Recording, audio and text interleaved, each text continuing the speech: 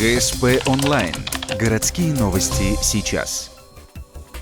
Четверг, 9:00. День работников службы вневедомственной охраны. Сегодня Ухтинскому отделению 63 года. Эта госслужба не имеет в мире аналогов. Главная ее функция – защита любых форм собственности от криминальных посягательств. Всегда находиться на страже порядка, независимо от времени и погодных условий. Этому правилу сотрудники следуют неукоснительно. Ребята наши, в первую очередь, строевое подразделение, которое непосредственно несут службу на улице. Но им пожелать чего? Здоровья, семьям терпения, всех благ. Ну и крепкого здоровья, остальное все будет. Все придет со временем, с опытом.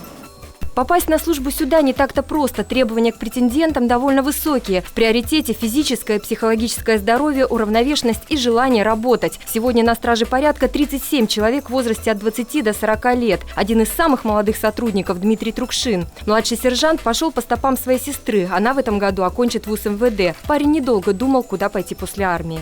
Своя романтика, преступления, правонарушители.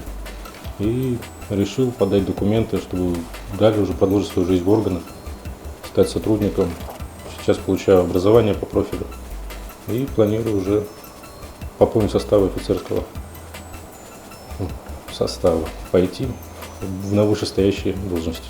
Работа, прямо скажем, нервная. Пересекать преступления и все время быть начеку, но порой случаются и ложные тревоги. Тем не менее, на каждый сигнал сотрудники выезжают как на боевое задание, при полном обмундировании и в бронезащите. Когда приезжаешь, может случиться все, что угодно. То есть, начиная от обычной ссоры, конфликта между людьми, заканчивая даже стрельбой травматического оружия. Приходится крайне четко отрабатывать все действия. В связи с чем и проводятся у нас соответственные тренировки. И ко всему этому могу добавить, самое главное в нашей работе – это напарники, подстраховка.